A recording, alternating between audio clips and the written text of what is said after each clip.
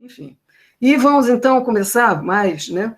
Eu peguei uns itens de destaque dos planos diretores que eu vou avaliar, né? Em primeiro lugar, não coloquei aí, mas, em primeiro lugar, eu vou tentar assim, traçar um pouco da atmosfera, essa palavra, né? Que eles nascem, que eles são elaborados, né?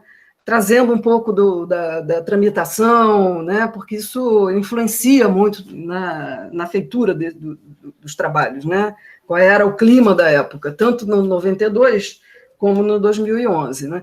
Depois eu vou fixar no eixo central do plano. Isso eu acho importante, inclusive como metodologia, né, para quem vai analisar plano diretor. Por quê? Porque o plano diretor é aquele amontoado de articulados que falam, e principalmente esse novo, né, de 2011, é cheio de palavras e um texto rebuscado. Né? A gente precisa de fazer uma limpeza, né? A gente precisa de espremer aí e entender qual é o eixo central do plano, porque o plano tem um eixo central. Acho que até o Flávio Vilaça que fala que os planos são estratégicos, os planos diretores, né?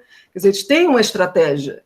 Então, a gente deve buscar essa estratégia e tentar não se perder em todos os tiros que eles vão dando. E é isso que eu vou tentar fazer aqui com os dois planos, né? Ver o que era o principal deles, a missão deles, para onde apontavam as diretrizes. Né? E depois eu vou falar um pouco do diagnóstico, participação popular, macrozoneamento, que são aqueles itens que compõem o plano diretor que o Fabrício falou lá na aula dele. Né? E eu vou tratar mais ou menos um pouquinho disso. Varia de um para outro, porque eles são diferentes, enfim. Bom, plano diretor de 92, os antecedentes. Né? É a Lei Complementar 16, o clima, a atmosfera, como eu disse, né, é fim de ditadura militar, né, a reorganização do movimento social, movimento de moradores, ou seja, os movimentos sociais agora, eles continuam visando capital, trabalho, mas surge um movimento que está voltado mais para a esfera da reprodução da força de trabalho, né? Como a gente dizia na época. Então, são os movimentos de moradores, movimentos de custo de vida, são os movimentos na estrutura da vida mesmo, cotidiana, dos moradores da cidade, que surge nesse momento e surge com uma força muito grande, né? Aqui e fora do Brasil também. Né?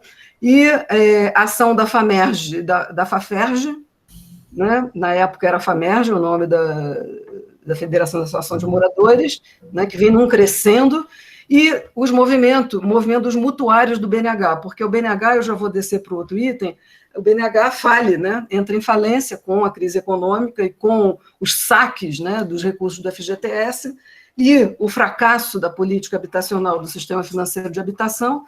O BNH entra em falência, fecha. Os recursos são contingenciados do FGTS, né? Só são descontingenciados no final dos anos 2000. Né?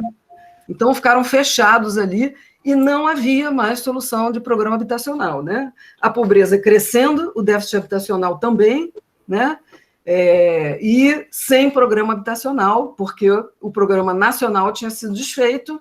Né? E vou descer para o outro, né? A revisão constitucional colocou, como a gente sabe, uma das bandeiras era a autonomia municipal, né? Trazer para o município a autonomia, que tinha perdido inteiramente, o município não era nada, nem o Estado, né? Nessa época, só é uma centralização de poder muito grande na mão da União, né? E a autonomia municipal, se por um lado ela foi muito importantíssima para a democracia, né? Enfim, ela trouxe muitos problemas, porque não vieram os recursos, quer dizer, a competência toda, né, veio, a competência das políticas públicas veio para o município, mas as contrapartidas financeiras não. Né?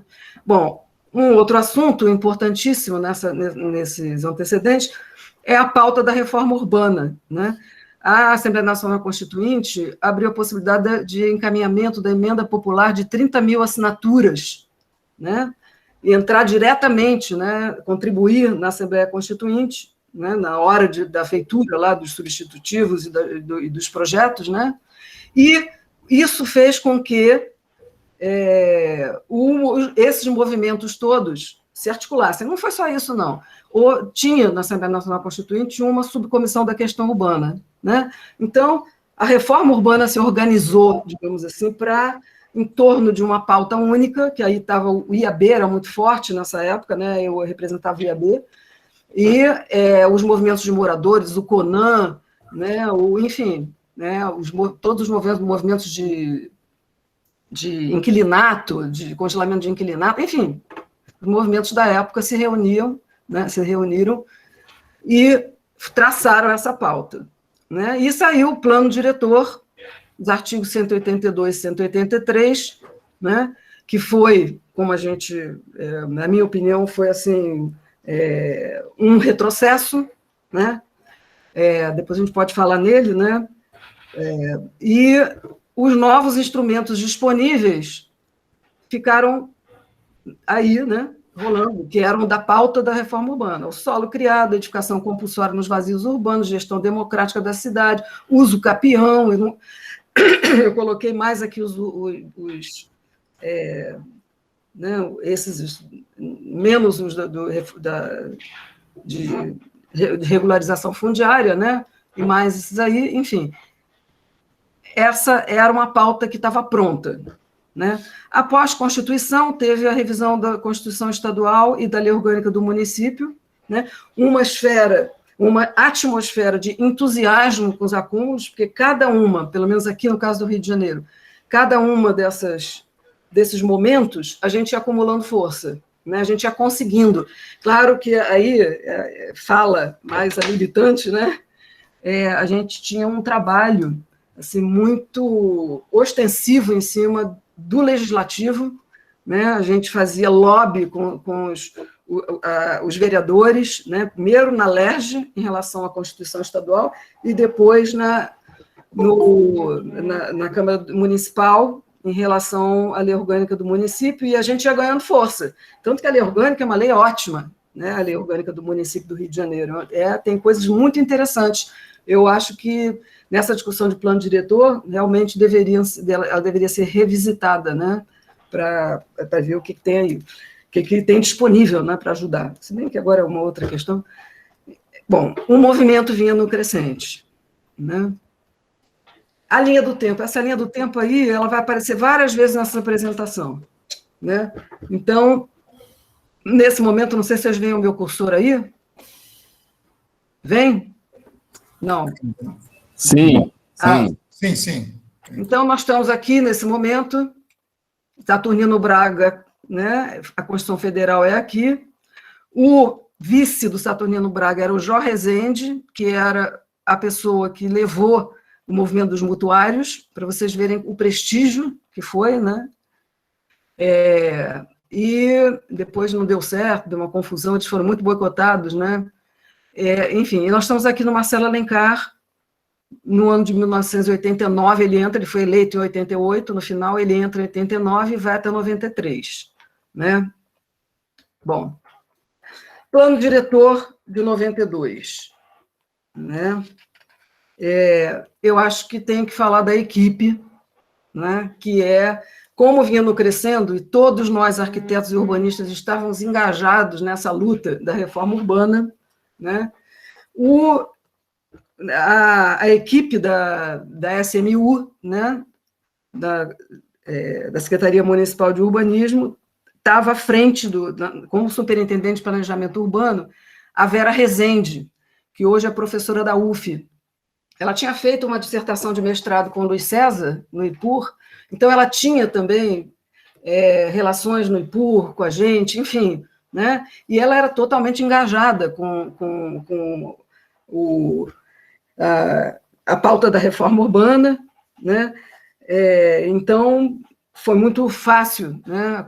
Esse plano foi levado por ela. Tinha também, não sei se alguém conhece, a Lília Varela, que depois foi presidente do IAB, né? Estava como superintendente de planos locais, né? A Lúcia Helena Fontes e a Márcia Bezerra, enfim, tinha uma equipe assim super comprometida, né? E essa equipe elaborou esse trabalho aqui, né? Que se chama Propostas de Trabalho, que era para ser encaminhado ao diagnóstico, né, do plano diretor. E esse trabalho ele já continha uma visão totalmente favorável, né,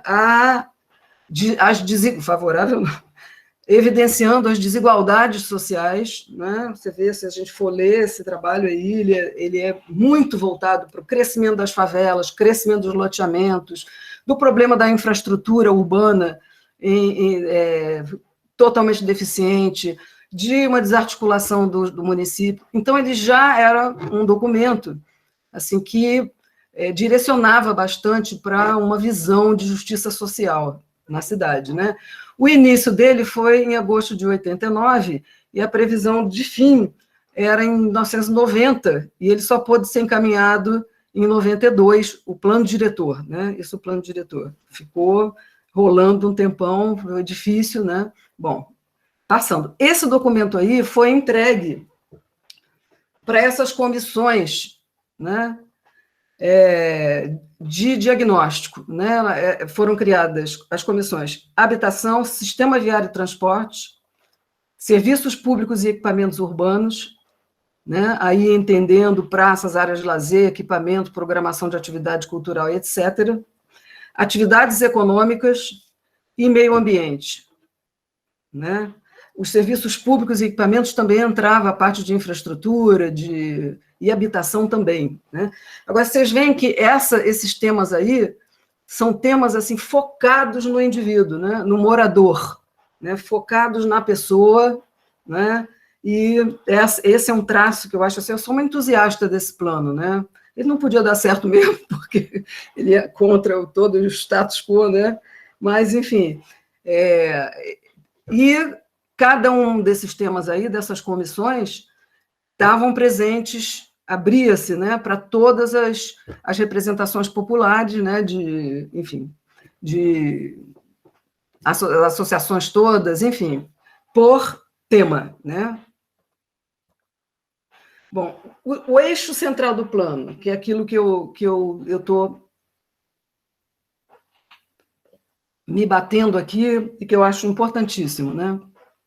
Primeiro, instrumentar a prefeitura para empreender uma política municipal de habitação de interesse social, capaz de responder ao crescimento da pobreza e preparação das áreas carentes da cidade.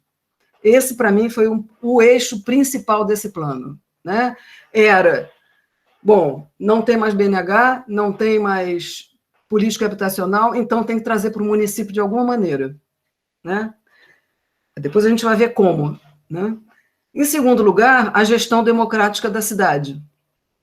Ampliar e garantir a participação popular em todas as etapas do planejamento da cidade. Aquele documento lá que eu mostrei, preliminar, ele já dizia, né, que a única maneira de controlar o aparelho de Estado, da prefeitura, era controle social, né? Não tinha outro jeito. Então, com esse pensamento, a gestão democrática da cidade é muito presente nesse trabalho, nesse plano, né? E, em terceiro lugar, preparar o aparelho da prefeitura para responder à gestão urbana, né? A prefeitura completamente desintegrada, todas elas, né? Porque não tinham função nenhuma, né? O governo era altamente centralizado no governo federal, ainda mais aqui no Rio de Janeiro, né? Pior ainda, porque tinha uma região metropolitana e tudo, né? E a Fundrem, enfim. E integrar e preparar o aparelho do município, né, administração pública municipal, para responder às catástrofes frequentes vividas na cidade, tinha, né, como tem até hoje, desabamento, né? Então, era criar um sistema de defesa da cidade. Essas eram as três, no meu entender, claro, essa é a leitura minha, né, claro. Bom, como dar foco à habitação de interesse social? Né? Como resolver esse problema? Porque tem que ter um fundo, né? Então, a proposta era a criação de um fundo municipal, que se chamou Fundo Municipal de Desenvolvimento Urbano. Esse fundo tinha aplicação exclusiva nas áreas de especial interesse social que foram criadas, né, pelo plano, né? A fonte desse fundo era o recolhimento das mais-valias urbanas, né? O que é mais-valia urbana, né? A gente vai falar aí depois no solo criado, acho que a gente pode explicar melhor, né? Era o recolhimento desse sobrevalor né, que o mercado imobiliário, que os agentes imobiliários obtêm através da valorização que é dada por infraestruturas, né, por bens sociais, né? Então, retirar esse mais-valor, né, e tentar jogar ele para o Fundo Municipal de Desenvolvimento Urbano para aplicar em habitação popular, né? Era o princípio redistributivo, né, desse plano aí, que está muito presente nesse plano. Que instrumentos poderiam possibilitar isso? Aí tem 2 instrumentos, para mim são os 2, né, que eles pegaram esses instrumentos lá na pauta da reforma urbana, que é, não, mentira, eles pegaram o solo criado na reforma urbana, né, que é o direito a construir em toda a cidade, acho que a Rose explicou isso um pouco a semana passada, né, e outorgar, né, o espaço aéreo, quer dizer, quem quisesse construir, todo proprietário urbano tinha direito a construir uma vez o terreno. Tudo que excedesse essa uma vez deveria ser comprado, deveria ser, né, repassado à prefeitura, descontando a mais-valia, né, descontando toda a valorização incorporada pelos bens sociais. Aliás, não são só os públicos, não, os privados também, né? O conjunto da cidade valoriza, né, a propriedade urbana, né? Então, a ideia era essa, né? E as operações interligadas, que era, para nós, foi assim, realmente muito difícil a gente aceitar, mas não tinha outro jeito, porque era um sacrifício, a gente dizia, né? Era um sacrifício.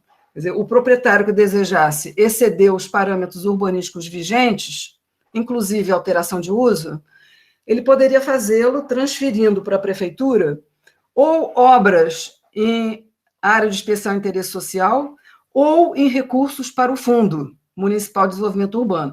Era, como a gente dizia, dinheiro carimbado.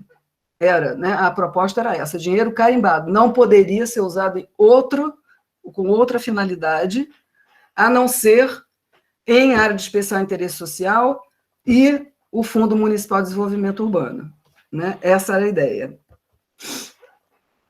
Bom, foco na gestão democrática do plano. Isso eu acho bem interessante também.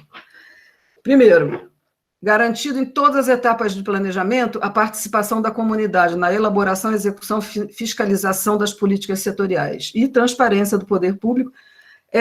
Isso que está em aspas aí, era assim, até insistente no texto do plano diretor, né? Toda hora aparecia isso, toda hora era nós, botando isso a cada sessão, a cada capítulo que chegava, né? Para enfatizar, né? Ele cria o Conselho de Política Urbana, que é uma entidade, né? A gente imaginava que fosse funcionar diferente também, né? Era uma entidade de representação múltipla, né, que a definição seria posterior, mas que já vinha, era um conselho de representação, era a participação, né, na gestão urbana. Né.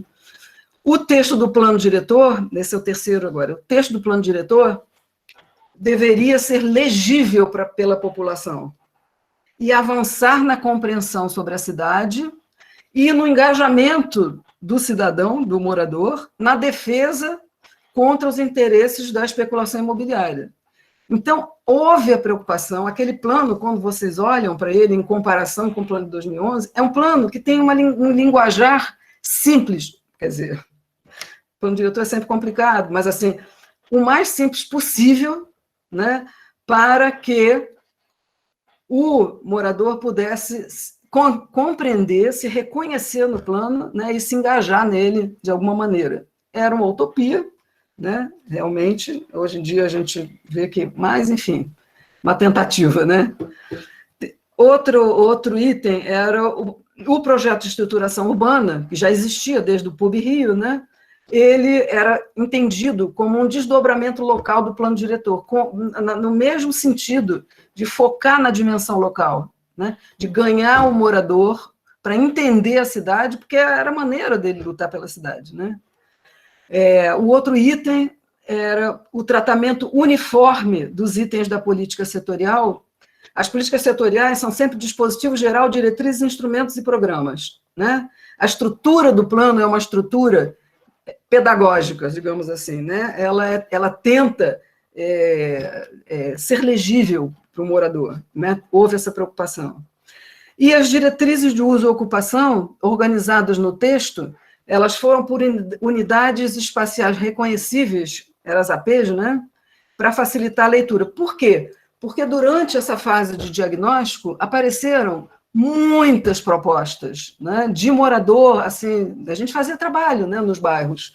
Então vinha aquele pessoal, porque a minha asfalto na rua, o buraco que tem em frente à minha casa, né? Ora, isso aí não ia poder ficar sem algum direcionamento. Então a ideia é que lá na diretriz de uso e ocupação fosse um lugar em que toda essa demanda pudesse ser direcionada, né? E ela fica assim mesmo. Vocês vão ver lá, ela está assim, bem, quer dizer, tem diretrizes gerais e bem abrangentes, e tem essas assim, localizadas, né, com essa perspectiva. Bom, os princípios objetivos, no plano de 92, são 2. Garantir o bem-estar e a melhoria da qualidade de vida dos habitantes e ordenar o pleno desenvolvimento das funções sociais. Acabou. Isso aí é suficiente para um plano diretor, né? A gente vai ver que no 2011 tem N+1 objetivos, enfim, né, que atiram para todos os lados, né? A prioridade na distribuição dos investimentos está em princípios objetivos ainda também, né? É clara a prioridade. Na AP3, em Jacarepaguá da AP4 e na AP5, né? São esses 3 para preparar essas áreas, né? A AP3 era vista como uma área que foi ocupada espontaneamente, quer dizer, claro que o mercado estava atrás, mas assim, espontaneamente em relação à prefeitura, né? Que concentrou todos os investimentos na Zona Sul e abandonou o resto da cidade. Então, a ideia aí é pegar essas áreas aí e a prefeitura aparelhar essas áreas, né? Tirar o tempo perdido, né? Na política habitacional, né, o plano diretor deixava claro em uma porção de partes que não remoção de favela. A gente tinha passado, na época da ditadura, por situações terríveis de remoção de favela, né? E aí, claro, não remoção de favela. No artigo 138, tinha, no caso de necessidade de remanejamento, que eram as situações de risco, serão adotados o reassentamento em terrenos da própria área, reassentamento em locais próximos, reassentamento em locais dotados de infraestrutura sanitária e transportes, e inserção em outros programas que contemplem a solução da questão habitacional. Isso é importantíssimo constar, porque os planos posteriores não conseguiram tirar isso. Isso ficou no plano de 2011 ainda, né? Embora ele seja, bom, a gente vai ver, enfim, ele é outra coisa. Instrumentos básicos para realizar a política habitacional, tinha um item lá, né, que era o incentivo a cooperativas habitacionais e mutirões autogestionários, enfim, né, de iniciativa da comunidade de baixa renda, ou seja, a prefeitura acolhia também essa maneira, né, de trabalhar, resolver o problema habitacional. Bom, o macrozoneamento eram 3 zonas: macrozona urbana, macrozona de expansão urbana e macrozona de restrição à ocupação, né, está aqui o mapa, né? Ora, para que é mais? Né? Macrozona urbana, onde já está ocupado, a de expansão urbana são lugares onde tem ainda um estoque, né, de áreas vazias, e a restrição à ocupação é onde não pode, onde não se recomenda a ocupação, que são as áreas negativas da cidade, né, as APAs e áreas ambientais, e, enfim, né, e áreas deficientes, né, de infraestrutura, etc., onde se não se recomendava, à época, ocupar. Então, mais do que razoável, né, no meu entender. Áreas sujeitas à intervenção, que também tem, né, que eram de 3 tipos. Áreas sujeitas à estruturação e regularização de favelas e loteamentos e conjuntos habitacionais, que, na verdade, eram as áreas de especial interesse social. As áreas sujeitas à reestruturação, que era a área portuária, bairro do Caju, as áreas remanescentes do metrô, as áreas afetadas pela implantação da linha vermelha, ou seja, eram restos de áreas, né, que tinham restado de infraestrutura, de investimentos públicos, que foram abandonadas lá depois que a finalidade foi cumprida, né, e elas eram recomendadas a reestruturação. Essa aí, no plano de 2011, ela vira revitalização, era sujeita à revitalização, né? E, enfim, dando uma outra finalidade, né? Que não era bem essa, né? E, terceiro lugar, as áreas de proteção ambiental, né? Esses são os destaques que eu dei, né? Um dos destaques do plano diretor que eu acho importantíssimo é esse dispositivo pelo qual são consideradas áreas de crescimento limitado, né, as zonas supersaturadas do território municipal, ou seja, cria áreas de crescimento limitado. A ideia de que a prefeitura precisa limitar o crescimento em alguns bairros. Tem bairros que estão prontos, né? Os bairros prontos da cidade, eu fui uma vez na audiência pública do Peu da Penha, a Penha era vendido como um bairro decadente, entendeu? É um bairro decadente. Por que é decadente? Não é porque faltava infraestrutura, não é por isso, não.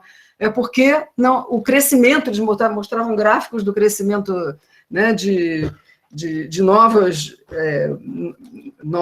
imóveis, né, estavam com crescimento estagnado. Ora, né, em qualquer lugar do mundo, nos lugares que a gente gosta, que a gente acha que funcionam, tem um crescimento que, o bairro está pronto, a gente tem que aceitar isso, e o mercado imobiliário precisa aceitar isso, né? A prefeitura precisa impor isso. Acabou, o bairro está pronto e agora a gente tem que investir na melhoria dele, não no crescimento dele, né?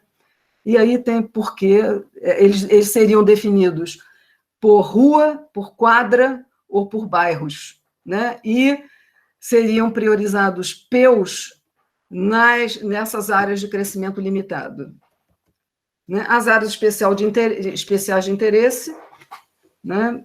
Interesse social, urbanístico, ambiental e turístico, que esse turístico entrou mais, enfim, porque a cidade tem essa, né, essa finalidade também, e já existia área de especial interesse turístico na legislação federal.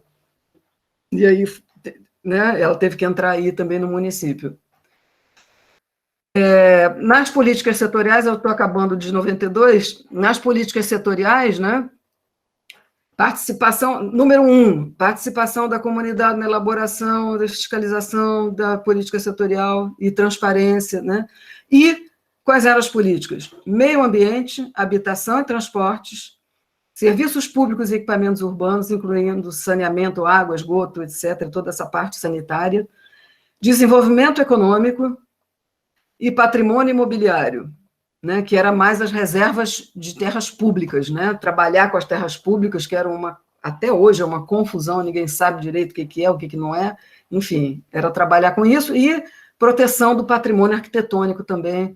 Mas vocês veem que, com exceção desse último, quer dizer, né, às vezes também entra aí do desenvolvimento econômico, né, todos os outros itens são itens que falam da estruturação da vida cotidiana, né? Era uma preocupação do morador se envolver, novamente falando, né, com esse plano, e ele se voltar mesmo para esse segmento, né, mais carente de cidade, né, digamos assim, né? O desenvolvimento econômico tinha um destaque para o programa de integração de setor formal e informal, né? Eles já estavam vendo que o setor informal não é tão informal assim, né? Está ligado, enfim. E também estímulo a atividades agrícolas, que era fundamental, né? Pesquisa científica, enfim. E eu coloquei essa tabela aí da eficácia dos instrumentos do plano diretor, né? Desse plano aí, que dizia tudo isso, o que saiu para ser auto-aplicável? O que poderia ser implantado de imediato? O IPTU progressivo, né, que não era para edificação compulsória, porque, não sei se vocês sabem, o IPTU progressivo tem, no artigo 182, para edificação compulsória da Constituição Federal, mas tem também no artigo 156, da Constituição Federal, né, dizendo que ele pode ser progressivo, e aí foi esse que o plano diretor implantou, adotou, né? E aí ele estava mais ligado ao Código Tributário, né? Quer dizer que não era a edificação compulsória, né? E o projeto de estruturação urbana que já existia, né? Todos os outros dispositivos não eram autoaplicáveis, né? Lei de Esporá, né? Ou seja, o plano deixava para a lei, para um outro momento, a regulamentação desses instrumentos, entendendo que ia ser muito difícil regulamentar eles no contexto de elaboração do plano diretor, de aprovação do plano diretor, né? Então, deixou tudo para a lei, como a Rose falou, né, na semana passada. Os anexos dele, né, que são sempre importantes, né? O anexo 1, que eram os imóveis vazios para cobrança de IPTU progressivo, né, inexistente, né? A lei dizia que ia dar não sei quantos dias, 90 dias para fazer, e não fizeram, não foi feito, né?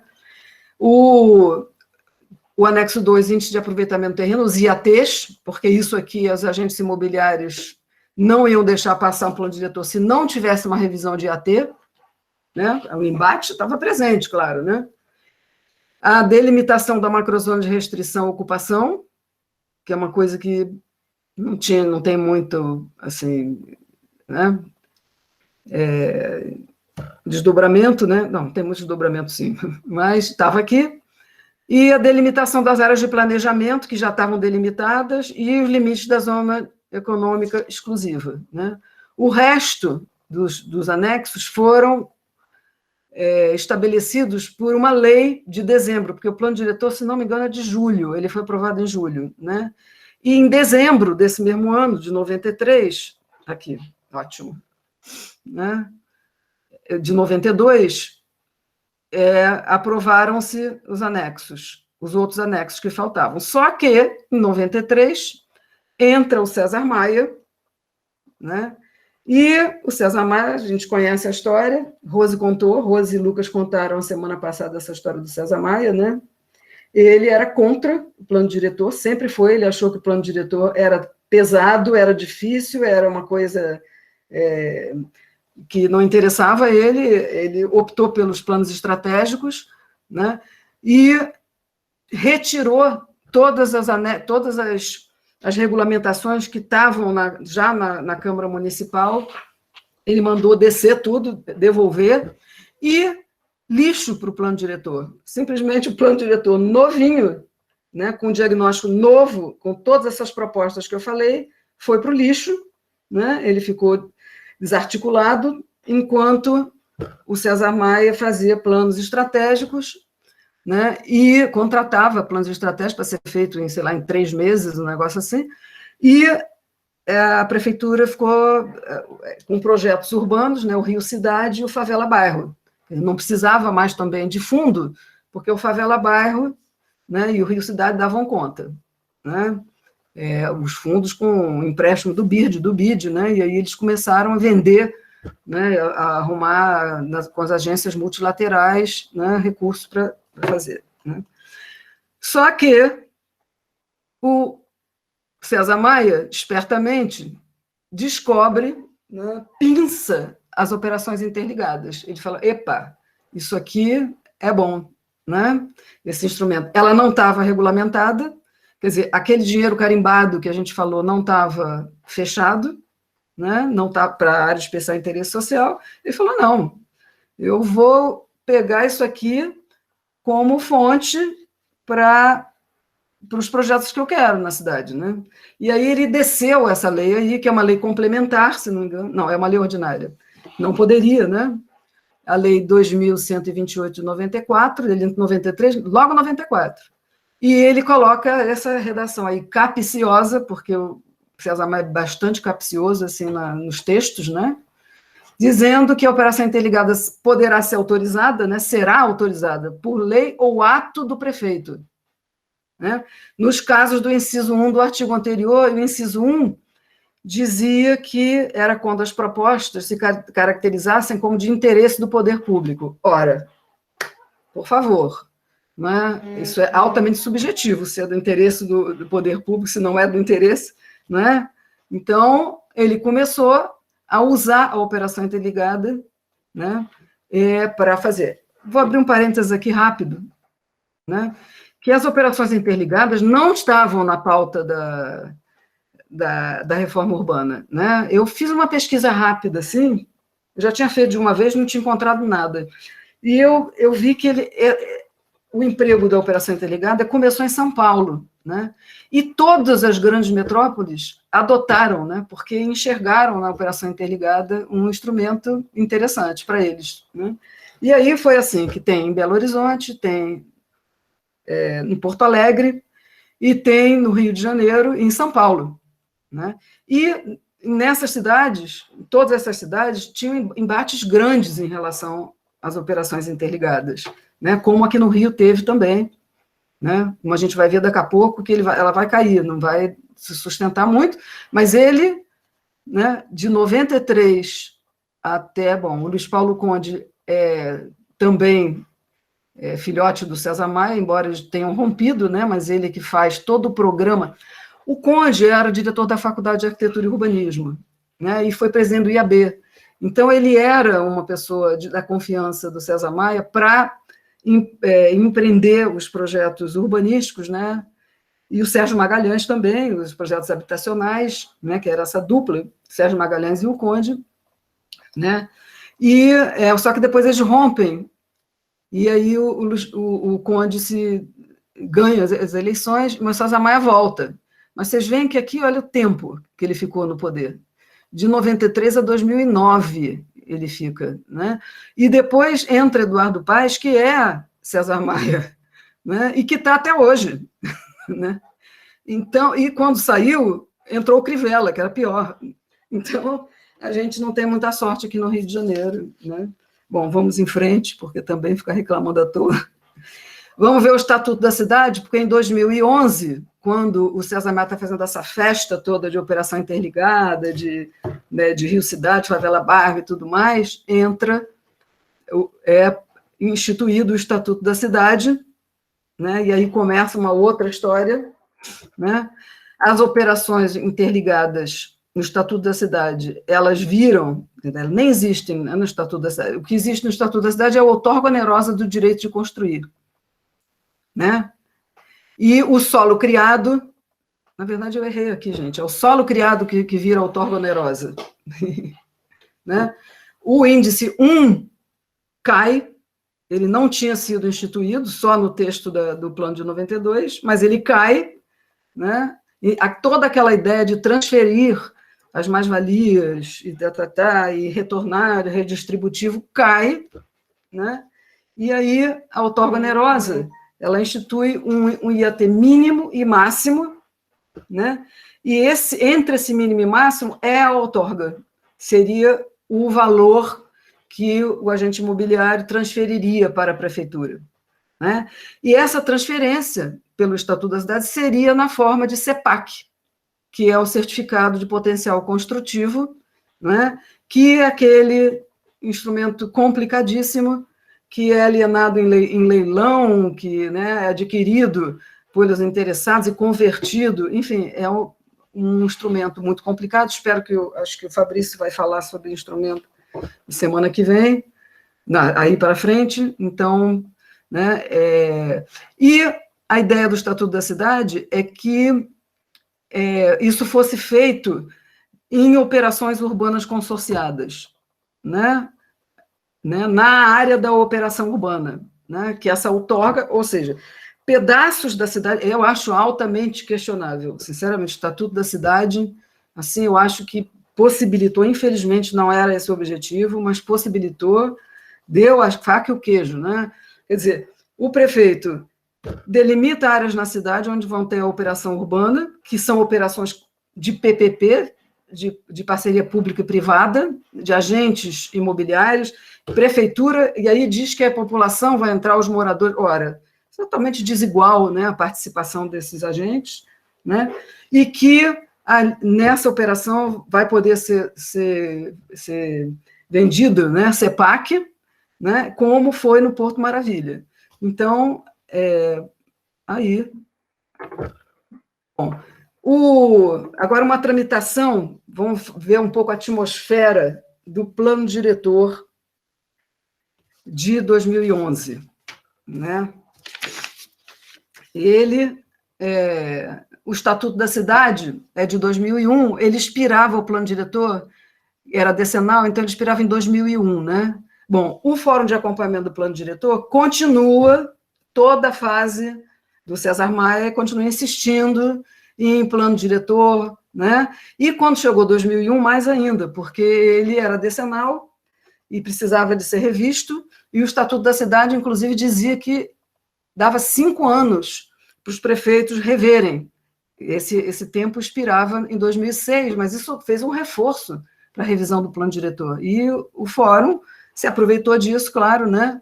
E começou a insistir fortemente, né, junto com o Ministério Público e todos os meios, né, possíveis, e o governo, a prefeitura, acabou dizendo, tá bom, vocês querem a revisão de plano diretor? Tá bom, vamos fazer o seguinte, mando essa revisão para a Procuradoria do município, porque se é um realinhamento para o Estatuto da Cidade, né, para uma lei maior, nada melhor do que os procuradores, né, fazer esse plano e fazer essa revisão, né?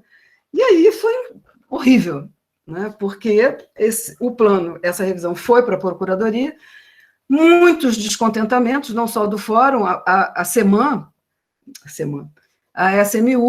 né, e a Secretaria de Urbanismo, todas as secretarias da Prefeitura envolvidas, né, a Secretaria de Meio Ambiente também envolvidas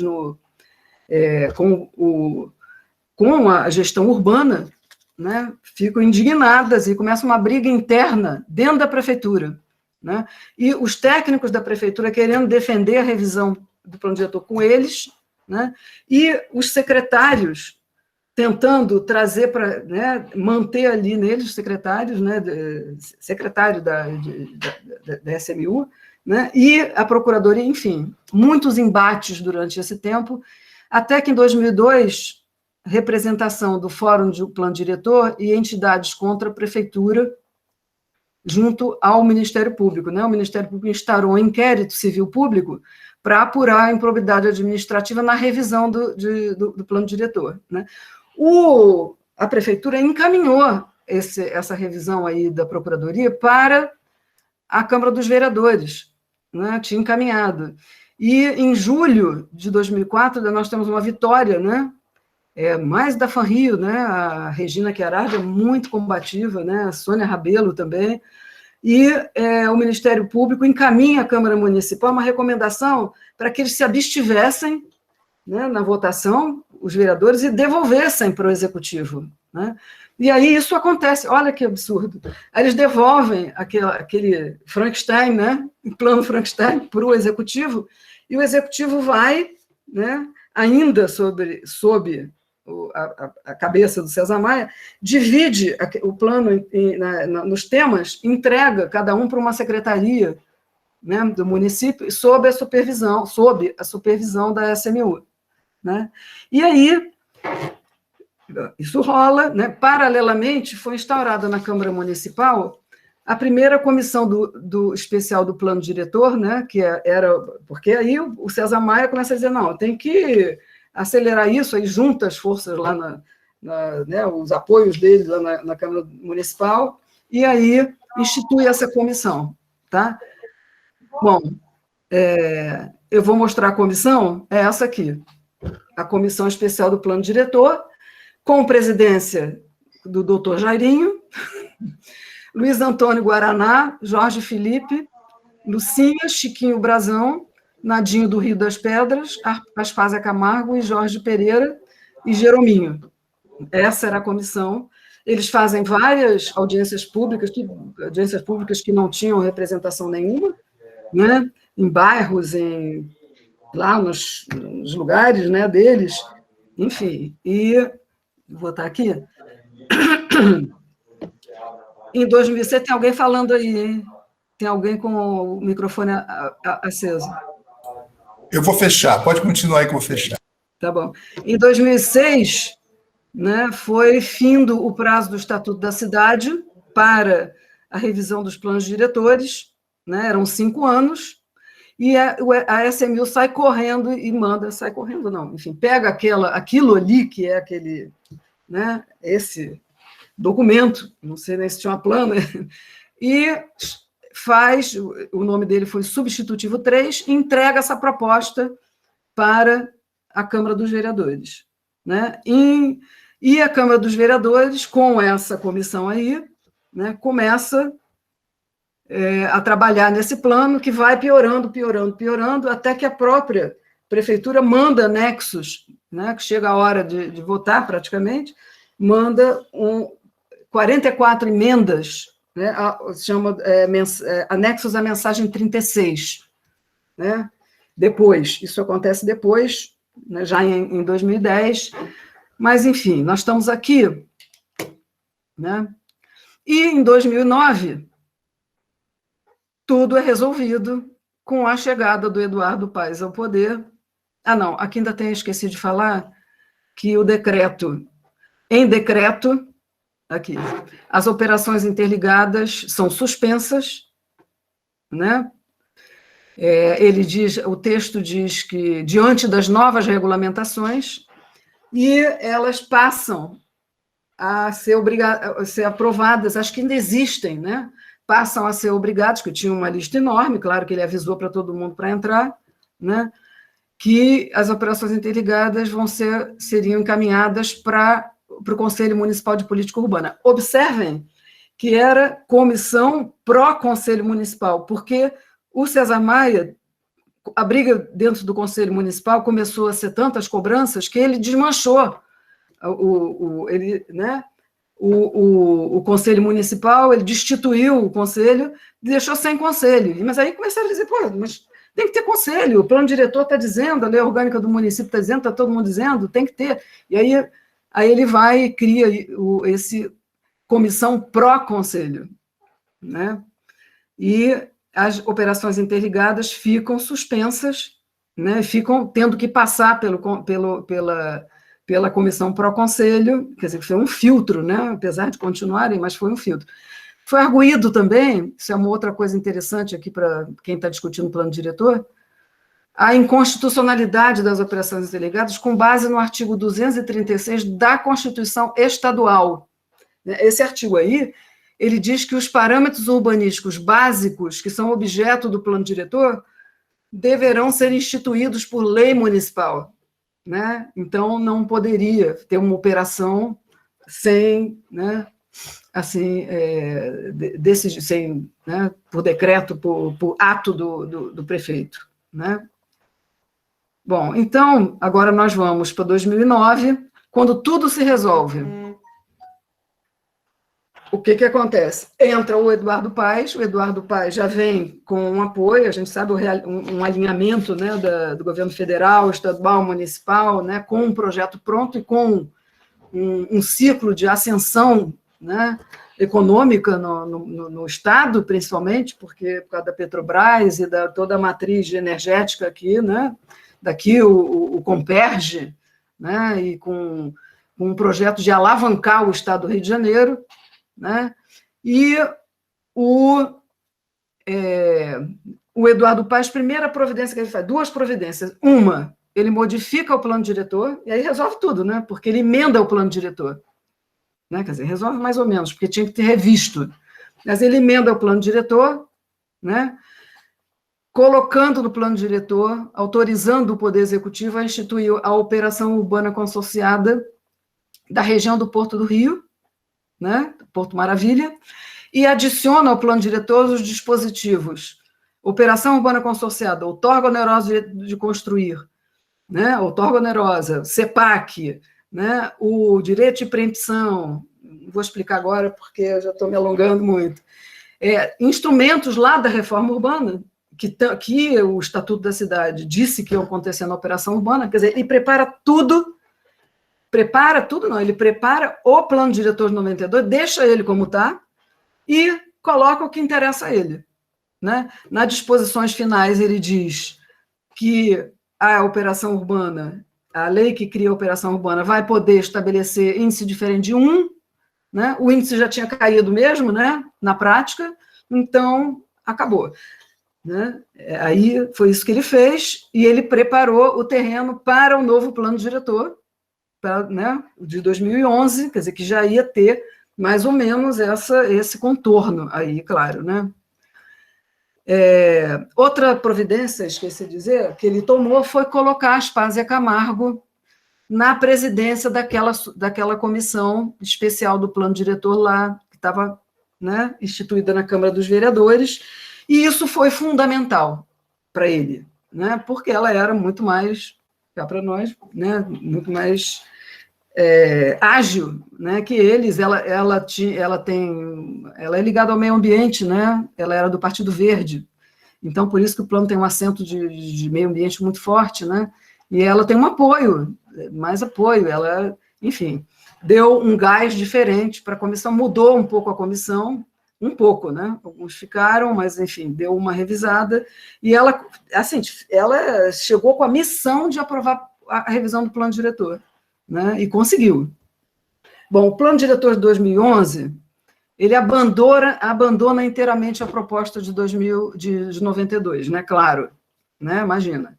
Ele tem várias críticas. A prefeitura, né, escreveu um documento que foi encaminhado, né, de revisão do plano diretor, e em que ela faz críticas, né? Ela diz que o plano diretor de 92, olha só que interessante, idealiza a cidade, isso é verdade, idealiza um pouco, mas idealiza a cidade, e que esse plano deve ser normativo e estratégico, que ele deve incorporar a dimensão política e a existência de conflitos, né?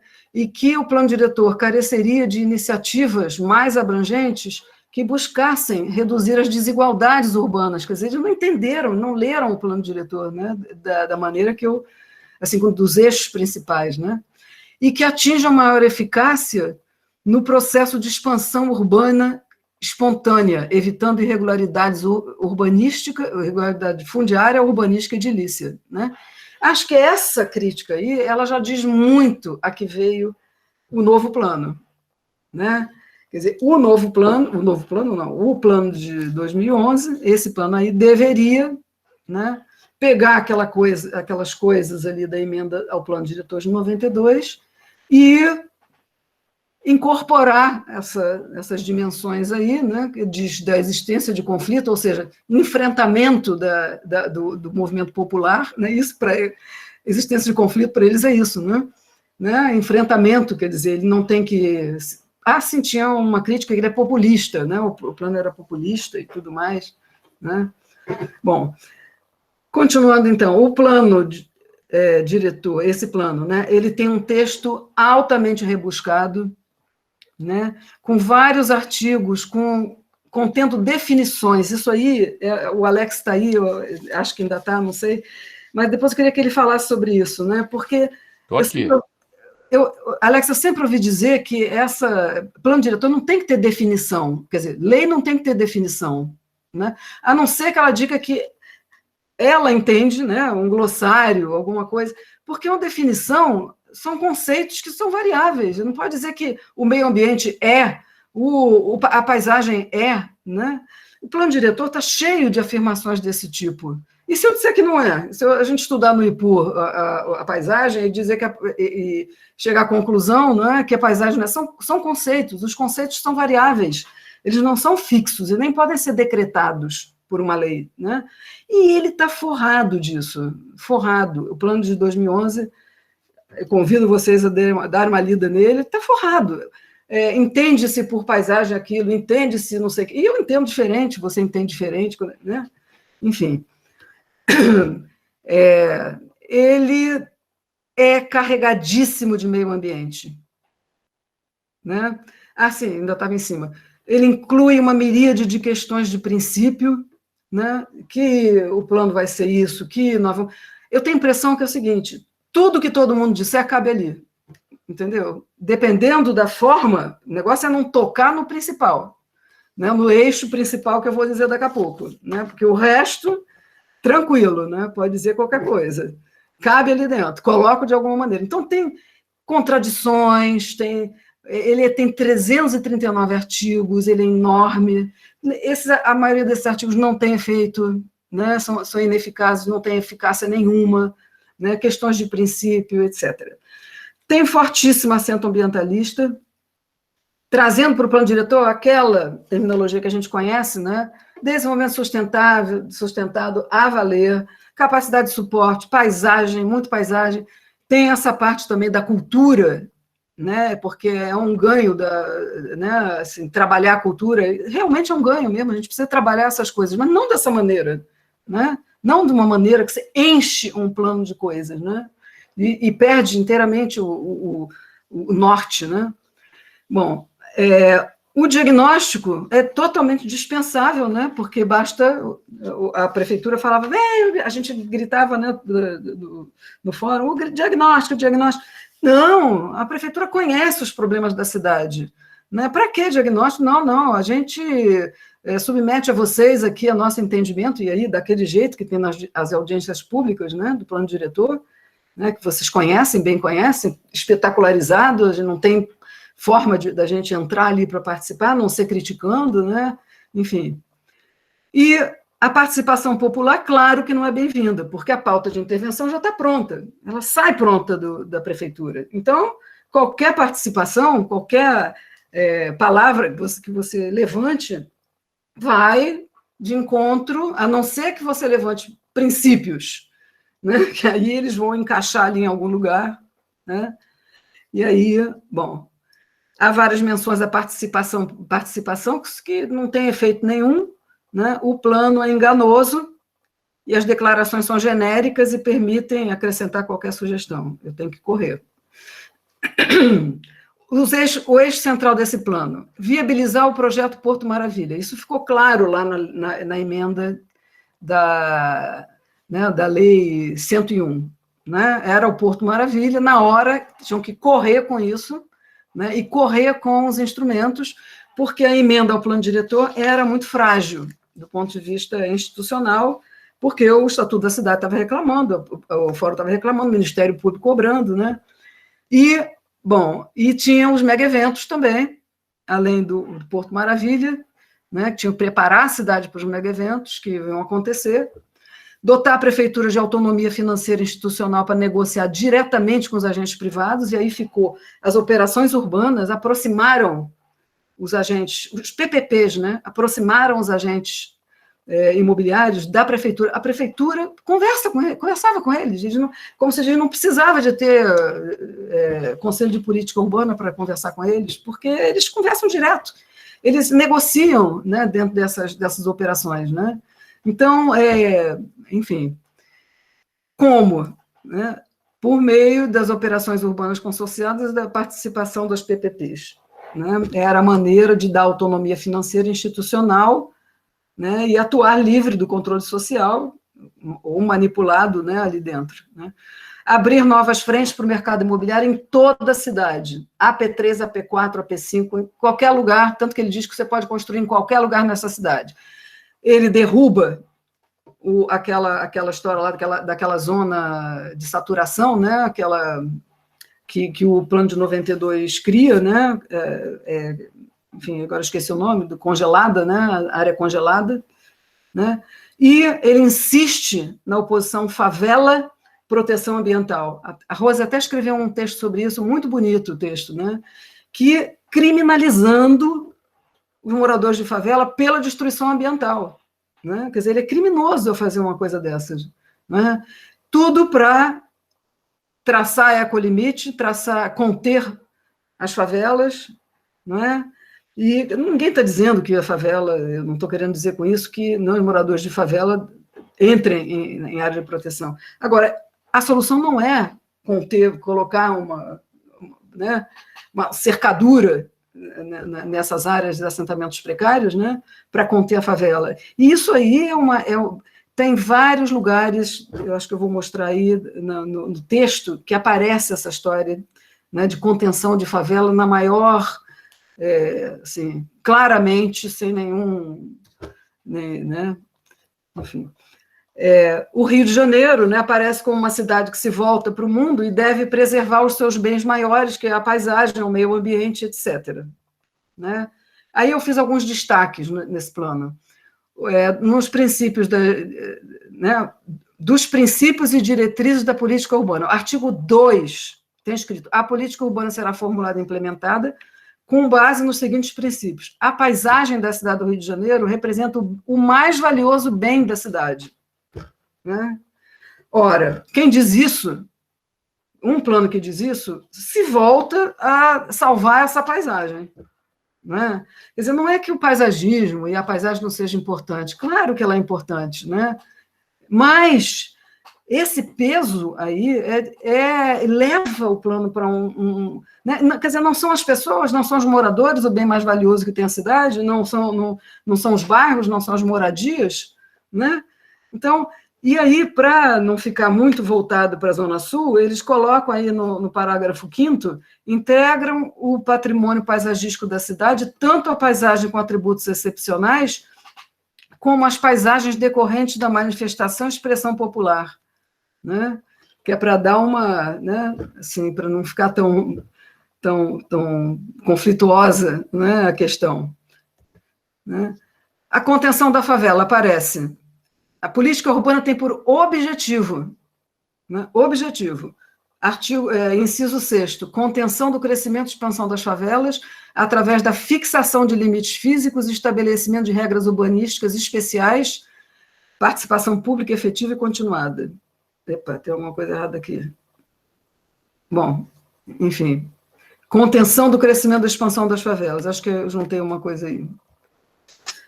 Outro, ecolimite, artigo 15º. Em todo o território municipal não há restrição ao uso residencial, mas não serão permitidas construções em áreas consideradas impróprias, tais como áreas externas aos ecolimites, que assinala a fronteira entre a área ocupada e as destinadas à proteção ambiental. Eu acho antipático, extremamente antipático.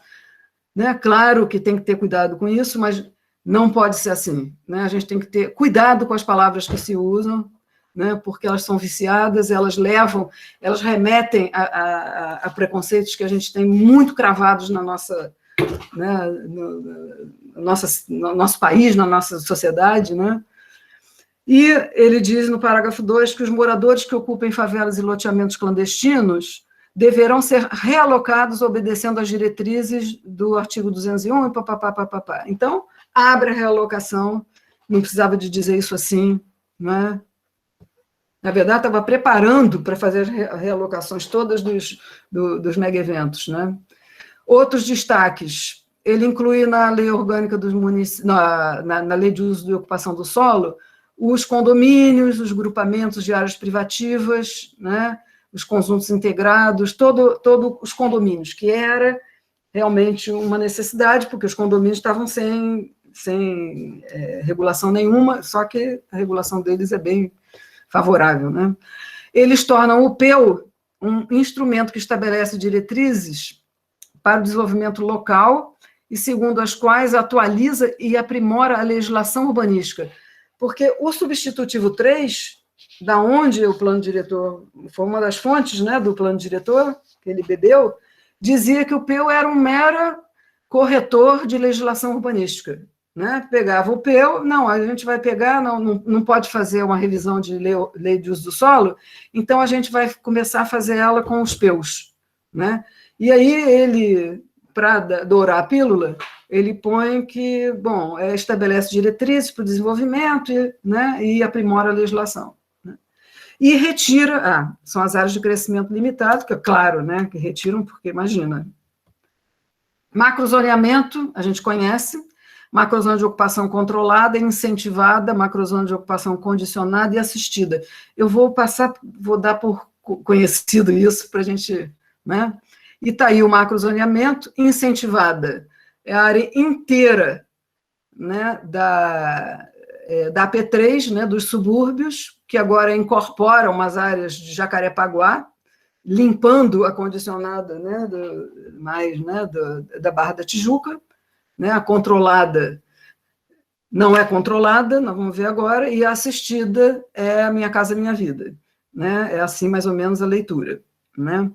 Bom, a incentivada é que me chamou mais atenção, que a macrozona incentivada, esse mapa aí é da densidade demográfica, né? E o mais escuro é onde a densidade é maior. Olhem para essa imagem. Veja se essa imagem é compatível com a diretriz de incentivar a ocupação de um lugar que já está com a maior densidade da cidade, né?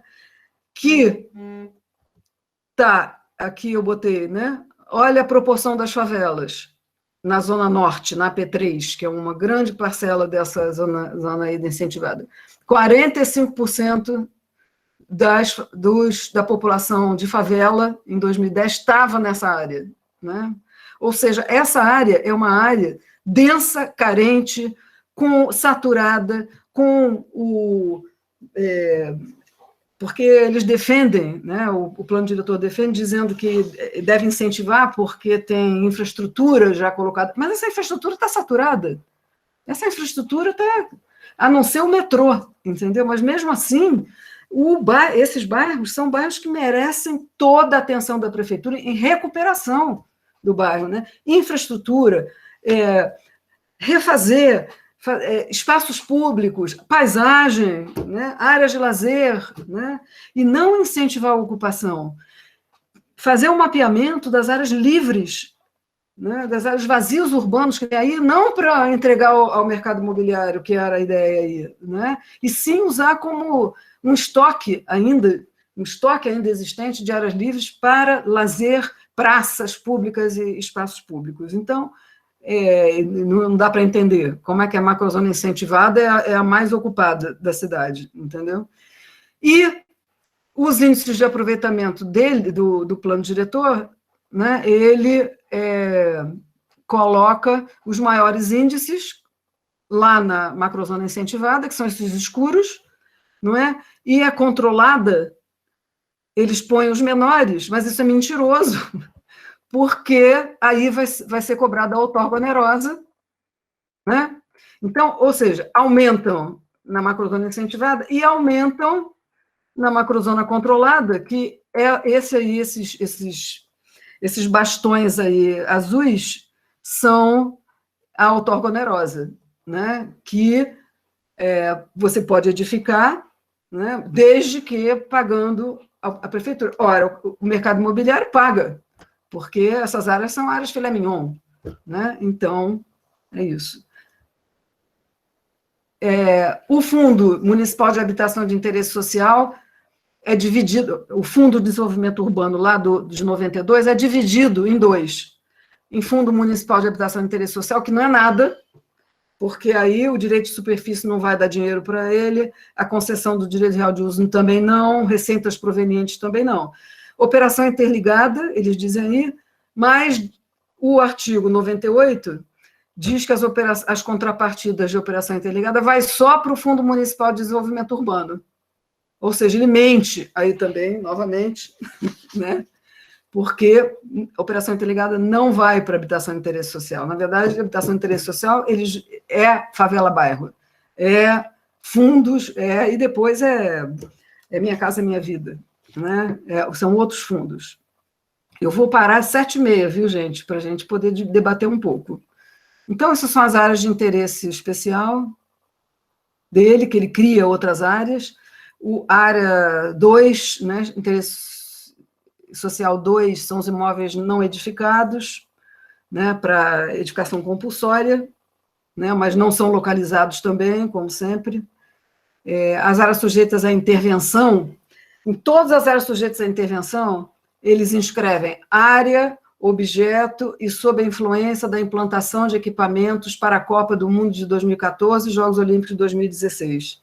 Né, em todas elas, né, está no anexo 4 isso, né, voltando a cidade toda para essa finalidade. Essas são as áreas sujeitas à intervenção aí, né, as áreas que eu acabo de dizer, né, ao longo das vias, onde vai ser cobrada a outorga, né, vai passar mais rápido agora, porque já está terminando. Os instrumentos, né, do Estatuto da Cidade, aqui dá para ver claramente quais são os objetivos do plano. Parcelamento da edificação compulsória, não. Direito de preempção, não. Outorga-onerosa, sim. Operação urbana consorciada, sim. Área sujeita à delimitação, à intervenção, sim, no anexo 4. E transferência do direito de construir nas operações urbanas. Ou seja, deixa todo mundo falar o que quiser, botar no plano o que quiser, e a gente delimita claramente, né, o que é o principal. Né? Eu acho que esse plano diz isso. As políticas setoriais, né, são todas essas aí, do artigo 159 ao artigo 297, né? E tem de tudo aí.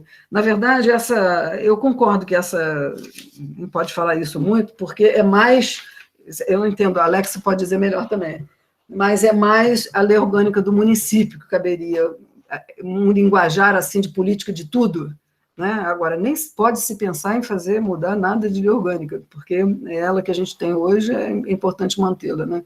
E então, aí ele é prolixo, enfim, o plano se acaba, né? Ninguém consegue ler aquilo tudo. Últimas questões, né? Aí estou terminando. O que pode um plano diretor numa perspectiva de avançar na justiça social na cidade, na atual conjuntura que a gente vive? A primeira pergunta, né? Bom, um dos significados do plano diretor pode ser o de movimentar os embates entre agentes, entre a prefeitura, agentes imobiliários, e obrigar um conhecimento, né, uma transparência sobre a cidade? Pergunta também, né? Em relação ao texto do plano, as questões a serem repensadas, né? Os instrumentos do Estatuto da Cidade, que são complicados, né? As políticas, o lugar das políticas setoriais no plano diretor, né? E a relação urbano-ambiental, porque não pode, o plano, eu não falei isso, mas o plano, esse plano de 2011, ele tem um licenciamento ambiental e um licenciamento urbano. Quer dizer, é como se trazer tudo que é o licenciamento da FEEMA, da antiga FEEMA, para dentro, né, do município e manter o licenciamento urbano. Não é assim, tem que haver uma conjugação, né? O licenciamento urbano já deve conter o ambiental, né? E deixar para o ambiental só porque não vai ter, não é possível uma coisa dessa. Então tem que repensar o urbano e o ambiental. Referência bibliográfica, gente, é isso. Desculpa que eu falei a beça, só tem meia hora para a gente debater. Então, pronto. Beleza, gente. Ai, que bom vendo vocês agora. Então. Gente, desculpa, eu peço que muito, desculpa, eu sempre falo muito, é um problema que eu tenho, eu sou muito prolixa. Ô, Fabrício? Oi. Eu podia falar rapidinho sobre as questões que a Julieta levantou. Tá, então olha só, gente, o Alex vai falar, depois eu vou pedir que vocês se inscrevam no chat, tá? Porque é difícil eu ver a mãozinha, às vezes eu não consigo ver, tá? Eu vou me inscrever se ninguém falar também, se inscrever também. Rose. Tá, vai, Alex. A Rosinha está aí. Tá bom.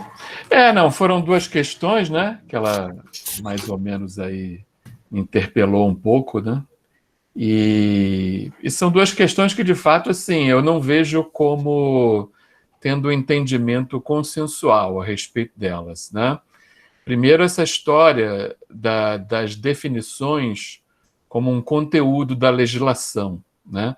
De fato, o entendimento assim mais tradicional que existe, né, a respeito da técnica legislativa, é o de que realmente a lei ela deve evitar de colocar de estipular conceituações, né? Porque isso de fato é a tarefa do intérprete, é a tarefa do leitor da lei, seja ele um especialista ou não, mas ela deve seguir um critério científico, né? Então, e também assim são entendimentos que estão sujeitos à mudança, né, conforme os paradigmas técnicos e científicos, conforme a realidade mude, né? Então, de fato, você colocar isso na legislação criaria um engessamento, criaria até uma situação complicada, né? Se os entendimentos, né, técnicos e científicos sobre um certo tema mudem, e aquilo está amarrado na lei de uma certa maneira, que cria um gap, né? Cria uma contradição entre a lei e uma certa evolução técnico-científica, né? Isso, de fato, cria uma situação complicada para a aplicação da lei, né? Agora, o fato é que essa compreensão ela se modificou, porque o Estatuto da Cidade ele é uma lei de uma geração em que não se recorria muito a esse expediente. Mas se a gente for olhar no século XXI, são inúmeros os exemplos de leis que passam a incorporar glossários, né? Uma glossário. Um exemplo é a Lei 11.977, que tratava da regularização fundiária. Naquela parte de regularização, né, que todo mundo elogia e tal, tem toda essa discussão do retrocesso que foi, a lei que veio depois com Temer, aquela lei tinha um glossário, né? Então, assim, esse é um recurso que se generalizou na legislação nacional, estadual e municipal, né? Então, é um entendimento que, na prática, ele vem sendo superado pelo uso, né? O uso vem consagrando uma outra compreensão, e aí ali se coloca um glossário no sentido de orientar a interpretação e aplicação da lei, de uniformizar conceitos que podem ter muita divergência.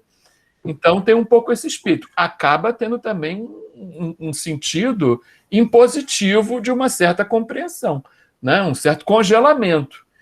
Então, é uma prática, né, de produção da lei que precisa ser avaliada nos seus prós e contras.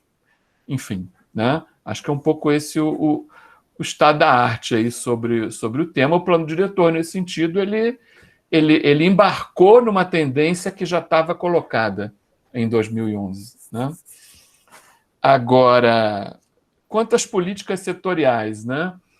De fato, essa é uma outra discussão, porque ela é um tópico que não figura como conteúdo mínimo dos planos diretores, como conteúdo obrigatório dos planos diretores, conforme as diretrizes do Estatuto da Cidade, né? Conforme ali o modelo que ele estabelece de plano diretor. Então, é algo facultativo, é algo que cabe a cada município avaliar a conveniência de existir ou não como parte do plano diretor. Para mim, sempre causou assim, muita preocupação o plano diretor falar de temas que já tem um sistema próprio, de um sistema de gestão, um sistema normativo, enfim, muito estruturado em torno deles. É o caso, por exemplo, de educação e saúde. Já tem um sistema ultra estruturado e eu fico sempre com medo que um capítulo sobre isso no plano diretor cause ruído, cause algum tipo de contradição, não se coordene bem, né, com aquilo que está sendo planejado nas esferas do planejamento dessas políticas, né? Então, me causa alguma preocupação, né? Alguns tópicos. Outros, assim, são indiscutivelmente matéria de política urbana. Então, acho que isso dá até para a gente debater a respeito. Política habitacional, né? É um exemplo, transporte, enfim, são pontos essenciais. Aliás, o Estatuto da Cidade até manda que tem um plano de mobilidade para os municípios com mais de 500 mil habitantes. Então, ele próprio já impôs essa pauta.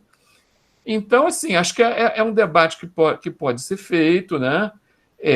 Me parece que as políticas setoriais, em algumas experiências, elas foram a abertura que houve, que foi possível, para o plano incorporar algumas demandas assim mais pontuais da sociedade, né? Nas reuniões públicas, nas audiências de plano, é muito comum a população trazer demandas muito imediatas. Então, as políticas setoriais são uma maneira de um espaço em que, em tese, você poderia incorporar, né, essas demandas, né? Agora, de fato, não tem uma posição unificada. Há quem critique assim, de maneira muito veemente e há quem defenda como uma maneira de você adequar o plano à realidade municipal, né? Enfim, me preocupa também a profusão de instrumentos de planejamento nessas políticas setoriais, né? É um conjunto de planos e como é que você coordena todos esses instrumentos? Então, de fato, fica também uma preocupação de você ter um sistema, de você estar construindo uma engrenagem e não um somatório de coisas que não se comunicam, né? Enfim, essas pinceladas aí sobre as duas questões. Julieta, estão inscritos também a Rose e eu. Você quer que a gente fale ou você fala um a um? Não, prefiro que vocês falem, né? Senão não vai dar tempo. Rose. Eu falei muito já. Juju, parabéns, maravilhosa sua apresentação, uma verdadeira aula, né? Esse resgate aí da história, dos planos, né, que nós participamos, né? O plano de 92, a gente era uma trinca, né? A gente ia na aprovação, nós duas, e Grácia, né? Ficávamos ali comandando as emendas, né, do Fórum do Plano Diretor. Enfim, mas o que eu anotei aqui para trazer, né, para o debate, para a reflexão, é como também, quer dizer, né, a gente está focando muito na questão do governo municipal e das estratégias do PAS, mas essa alteração, né, quer dizer, a outorga onerosa do direito de construir, né, como mudou do solo criado, né, que vinha do instrumento francês, né, desse conceito que você falou, né, que o proprietário tinha o direito de construir apenas a área equivalente ao seu terreno, né? O que ultrapassasse isso, ele estaria invadindo o espaço aéreo, né? Que pertence a toda a coletividade, por isso ele deveria pagar, né? Por o espaço aéreo não pertencia a ele, e como, na verdade, é o Estatuto da Cidade que faz essa transformação num instrumento que a outorga onerosa do direito de construir, no plano de 2011, enquanto solo criado em 92 era índice 1, a outorga onerosa do direito de construir em 2011 vai ser a partir da legislação existente, né, dos índices já existentes. Então, a Zona Sul, que o IAT era 3,5, é outorga onerosa acima dos 3,5, né? Então, é praticamente uma operação interligada, porque não é índice 1. O índice 1 só aconteceu no Porto Maravilha. No resto da cidade, era a partir da legislação vigente. E podia ultrapassar, inclusive, a legislação vigente naquelas áreas definidas lá acho que no anexo 8 ou anexo 9, que eram os em torno, né, das estações metroviárias, ferroviárias, nos corredores de transporte, né, ele chegou a fazer na área de especial interesse urbanístico, na Avenida Brasil e tal, ou seja, ele muda completamente o conceito, né, do que é, do que seria, né, o solo criado, né, da própria outorga do direito de construir, né, a outorga onerosa do direito de construir ainda mais, né, mas isso foi uma brecha que o próprio Estatuto da Cidade deixou, né? Porque o Estatuto da Cidade não definiu que era índice 1, disse que os municípios iam definir os seus coeficientes mínimos, né? Os básicos e os máximos. Esse foi um equívoco do Estatuto da Cidade, que está fazendo 20 anos, hoje, inclusive, está tendo um evento do IAB, né? Discutindo os 20 anos do Estatuto da Cidade. Eu acho que essa foi uma brecha, assim como outras, né? A própria transferência do direito de construir, enfim, a permissão da alteração de uso, né? Também, né? Como outorga onerosa de alteração de uso, né? Que subverte completamente o zoneamento da cidade, né? Enfim, os pactos, né? Que são feitos. E outra observação que eu achei que você não enfatizou desde 92, mas não enfatizou a perda de substância, né? A questão das favelas, sim, né? Você fala do princípio que antes era a não remoção de favelas, passa a ser como diretriz a contenção das favelas, né? Ou seja, sumiu a diretriz de não remoção, né? O que permitiu tudo que o Eduardo Paes fez, né? Mas o esvaziamento do Compur, o Compur que estava muito fortalecido no plano de 92, né? Tudo era ouvido Compur, ouvido Conselho de Política Urbana, né? A própria Operação Interligada e várias outras coisas, né? Vários outros. O Compur era um conselho de opinamento, embora não fosse deliberativo, como foi o CONSEMAC, ele era opinamento, porque ele tinha que opinar, né? A partir de 2011, ele não opina mais nada, Julieta, ele vira uma mera audiência, o poder público vai lá mostrar os seus projetos, o que está fazendo, blá, blá, blá. É uma encheção de tempo, assim, ele vira uma coisa, um nada, né? Hoje o Compur é um nada, né? E esse esvaziamento foi programado, esse esvaziamento foi o plano diretor de 2011 que o promoveu, né? Então foi um retrocesso realmente estrondoso, né? A gente que acompanhou, né, o plano de 92, né, a aprovação, e o de 2011 foi, né, um retrocesso assim incrível, né? E que, enfim, está difícil para a gente agora reverter, né, esse retrocesso, né? A gente está lutando para não ter mais retrocesso, né, para não retroceder ainda mais, mas para voltar às conquistas, né, que tivemos em 92, eu acho que a gente vai precisar de uma mudança bastante substantiva na correlação de forças, né? É isso, querida. Parabéns pela brilhantíssima apresentação. Julieta, olha, não sei se você viu o chat aí, as pessoas dizendo aí como gostaram, né? Não estou vendo, não. Legal, dá uma olhadinha depois, clica naquele negócio que parece aquela falinha, né, balãozinho, né, que as pessoas falam do lado direito e embaixo.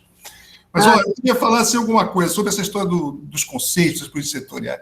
O plano diretor é um espaço de luta política, né? São tão poucos que a gente tem. Né? Quando você inicia um processo desses, que tem essa visibilidade que o processo do plano diretor tem, mesmo quando os prefeitos não querem, alguma coisa eles têm que disfarçar que estão fazendo, né? Como esse aí está agora fazendo. E aí surge um embate político em todos os conceitos, é importante também. Né? O ruim é quando a gente perde, né? Como aconteceu no huracão de 2011, né, quando o cara vai e fala aquilo que você colocou tão bem, né, a paisagem é o principal ativo da cidade, não tapa na cara, né, de todo mundo. Né? Mesma coisa com as políticas. Né? Você, às vezes, encontra aquele único ambiente, às vezes, determinadas conjunturas, onde você tem para discutir a localização de equipamentos públicos e educação. Entendeu? Ou outra coisa, né? Então, o plano, às vezes, também ele absorve, ele consolida, né, aquilo ali. Eu acho que você apontou um monte de retrocessos, que eu concordo com todos eles, o plano diretor de 2011, né? Mas o que veio depois foi tão ruim, né, que o plano diretor, às vezes, de 92, fica parecendo melhor até do que ele é. Né? Ele era muito interessante nos princípios, né? Ele teve um processo de escuta da população muito grande. Eu trabalhava na prefeitura naquela época, na superintendência de planos locais. Eu fui, sei lá, quantas dezenas de reuniões no subúrbio. Agora, na fase de propostas, não. Né? Houve, assim, uma certa... Entendeu? A fase de propostas, se houve alguma participação, já foi muito mais restrita, né, com pouco retorno. Eu lembro que tinha uma certa cobrança nisso, né, como a gente foi em um monte de lugares na época de diagnóstico, e depois, na hora de discutir as propostas, ninguém voltou lá, nos lugares que a gente foi. Né? E acabou que o plano, eu acho que ele afirma princípios importantes, né, que, embora muita gente diga assim, que é um plano que é só papel, né, ele afirma um conjunto de princípios importantes, ele limita, né, algumas áreas para construção, né, impõe o patamar máximo, né, de adensamento na cidade inteira, que vai incidir, na verdade, sobre poucas áreas ali, mas no que diz respeito ao ordenamento territorial, né, as áreas de expansão, eu acho ele confuso. Sabe, ele não é muito preciso, né? Onde é que a cidade tem que crescer. Então, ele tem seus problemas também. Né? Eu acho até que a maior qualidade é aquela que você apontou, que ele estrutura a política de habitação, né? Ele consolida já ideias que tinham dentro do corpo técnico da prefeitura. A de meio ambiente também, que você passou muito mais rápido, né? Também, né? Naquela onda, né? Da época 92, se bem que ele é anterior a isso um pouco, mas ele está naquele clima, né? Naquele ambiente de desenvolvimento sustentável, né? Aquela palavra... Né, começa a aparecer, e às vezes é isso, como o que veio depois é tão ruim, né, a gente fica lá, não, o plano diretor 92, sim, mas teve só para, às vezes, as pessoas também não ficarem achando que ali vai estar a solução do Rio de Janeiro, porque não estava, não. Viu? Inclusive, né, os prefeitos não gostam muito disso. Né? E tanto não, porque não estava, que foi aprovado, talvez, né, porque o plano diretor de São Paulo, da mesma época, né, coordenado pela Raquel Ronick, que não foi aprovado, era uma proposta bem interessante, né? Que é onde o solo criado era auto-aplicável, né? O IPTU progressivo era auto-aplicável, tinha uma série de coisas talvez mais interessantes, e acabou tendo influência enorme no Brasil inteiro, apesar de nunca ter virado uma lei, né? né? Inclusive, formou, né, deu visibilidade àquelas pessoas que trabalharam nele, né? Raquel Ronick, né? E muitos outros que estavam aí. Enfim, é isso, comentário. Tá, peraí, deixa eu falar uma pergunta que alguém escreveu aqui no chat. Chama-se Ernesto Tim.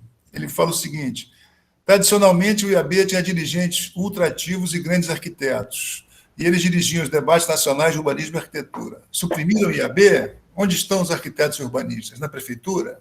Pergunta o Ernesto Tim. É isso, Júlio. Sou eu, Ernesto Tim. Eu sou o autor do Minha Casa Minha Vida, que foi feito tudo diferente. Entrei em 2003 com o projeto. Em 2009, ninguém tinha coragem sequer de dar uma opinião. Então, em 2009, janeiro, dia 12, eu passei para o Tarso Genro, que era ministro da Justiça, o projeto. E o Lula, 3 meses depois, lançou o projeto, que é 1 milhão de casas, 1 milhão de empregos ano. Nome fantasia, Minha Casa Minha Vida. Essa esculhambação que está aí. Então, a pergunta que eu faço é porque eu conheci o Firmino Saldanha, o Oscar Niemeyer, o Lúcio Costa, o Sérgio Bernardes, o Menescal e uma série de outros. E essas pessoas eram ativas, mas eram ativas no IAB. Onde está o IAB? Eu ligo para lá, ninguém atende, não tem telefone, não tem isso. E se tem, também não te atendem.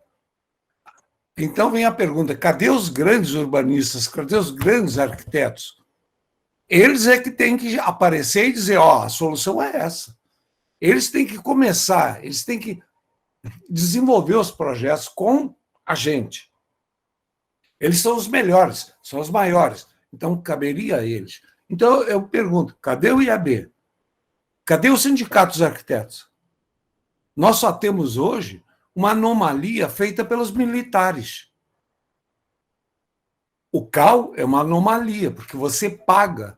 Para cada porta que você projetar, você paga.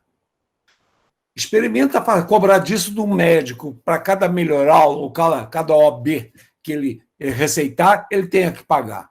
Experimenta cobrar isso noutra profissão. Então, quando todo o dinheiro foi desviado para o CAL, que foi uma coisa que os militares criaram para poder administrar as suas maldades, o IAB e o sindicato morreram. Então, infelizmente, eu tenho uma visão dessa, que é a visão dos arquitetos que eu falei, também é a mesma visão deles. Quer dizer, se tirar dos grandes a voz, fica nenhuma. E é por isso que você está reclamando com muita justiça que existem vozes, mas elas se perdem. Então, para que haja voz forte, uníssona, é preciso que nós tenhamos alguma coisa forte. O Oscar pagou aquelas revistas maravilhosas do bolso dele.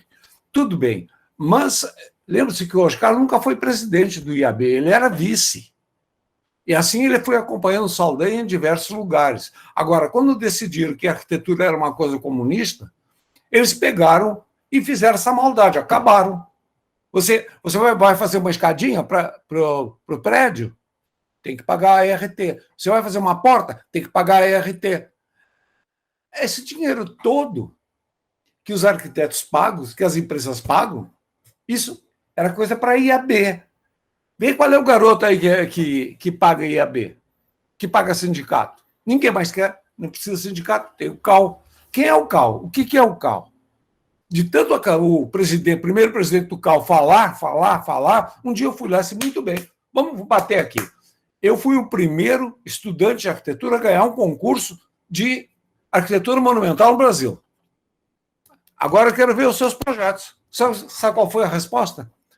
Não tem projeto, nunca fez projeto. Ele é um novo tipo de arquiteto. Arquiteto político. E agora? Então, vocês estão fazendo uma luta maravilhosa, parabéns. Eu estou assistindo, estou prestando atenção e estou vendo. Agora, só o seguinte, você não está com arco e flecha, tu está com bodoque de mamona. Por quê? porque não vai a lugar nenhum. É muito curto a distância que você consegue alcançar. E nós, arquitetos e urbanistas, temos uma voz muito forte, ou teríamos uma voz muito forte se os militares não tivessem feito essa coisa de ART. Que você, no começo, era obrigado a pegar 2 cópias das plantas do que você estava fazendo, entregar para eles saberem onde é que você estava mexendo e pagar ainda um dinheiro que era o ônus de gerir aquilo. Depois foram modificando. E está aí essa esculhambação que está. Agora, faço a pergunta para vocês. Cadê o IAB? Cadê o sindicato? Se não houver esses 2 instrumentos, nós estamos comendo que nem japonês com pauzinho, nós estamos comendo com os dedos. Então, parabéns a vocês que lutam contra toda essa monstruosidade que deixaram. Parabéns a vocês. Mas valeu, armas para vocês. Então, vamos lá. A arma é lá, a arma é no instituto, é no sindicato, é lá que nós temos que batalhar. Porque se for lá, aí a gente consegue. Olhem bem para as coisas. Eu tenho colegas que... Não, desculpa, eu estou preocupado que a gente já está acabando aqui. Tudo bem. Então, vai lá. É isso aí, está transmitindo a minha opinião. Eu tenho que responder aqui a 4 pessoas, então, estamos já nos momentos finais. Assim. Alex, eu acho o seguinte, que essa história do glossário, a minha opinião, eu não sou advogado, não sou, né? Mas, assim, eu acho que um glossário cabe para explicar os conceitos que estão tratados ali no plano, né, que estão regulados no plano, porque aí ele tem que esclarecer, né? Esse glossário é esclarecedor. Quando eles têm que limitar assim, tem que dizer o que é aquilo que ele vai limitar, né? Então, aí cabe um glossário, cabe. Agora, não é o que o plano diretor de 2011 faz. Ele fala, entende-se por, e sai por aí dizendo por meio ambiente, entendeu? Ele extrapola essa, né? Ele não limita a dizer o que ele está pensando daquilo que está regulando. Ele sai desarvorado. Eu acho que isso aí, sinceramente, é por causa... Aspásia Camargo era uma pessoa do PV e ela, né, ela ali recebeu essas demandas todas para entrar no plano. Eu tenho essa impressão. Né? Mas a minha opinião é essa. As políticas setoriais, eu, sinceramente, sou completamente contra, e eu sou a favor do plano de 92. Eu acho que só cabe aquelas que têm a ver com o cotidiano do morador, né, que é a habitação, transporte, meio ambiente e saneamento básico, né? Enfim, aquilo que está ali em volta. Entrar política econômica, como no plano diretor vai colocar política econômica? Entendeu? Política institucional, enfim, isso aí na matéria de plano diretor. Então, acho que tem que rever e tem que se pensar esse ponto, porque esse ponto é que faz o plano atirar por todos os lados e você perdeu a objetividade e o morador, as pessoas abandonarem aquilo, porque ninguém aguenta um plano daquele que não serve, entendeu? Essa é a minha opinião. Rose, querida, Rose. Olha só, Rose, eu acho que o Estatuto da Cidade foi um problema. Sabe por quê? Eu fico pensando, né? Ele se baseou muito mais... Vou falar coisas difíceis aqui, me comprometer bastante, mas assim, ele se baseou muito mais nas municipalidades petistas e progressistas, entendeu? Porque eu me lembro que uma vez eu fui num congresso, há muitos anos, isso nos anos 90 ainda, de direito urbanístico, lá no Rio Grande do Sul, né, em Porto Alegre, e eles defendiam, não sei se você estava, Rose, acho que você estava comigo, não sei, não, né?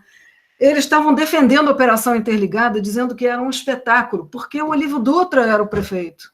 Entendeu? Então, o Olívio Dutra estava fazendo maravilhas na cidade. E eles defendiam, gente, vocês estão enganados. Tem o Olívio Dutra, mas tem o César Maia no Rio de Janeiro, entendeu? Então, você não pode. Ora, quando você tem um prefeito progressista, você nem precisa de instrumento, entendeu? Ou precisa de poucos instrumentos, digamos, né? Porque ele faz. ele está aí para fazer, entendeu?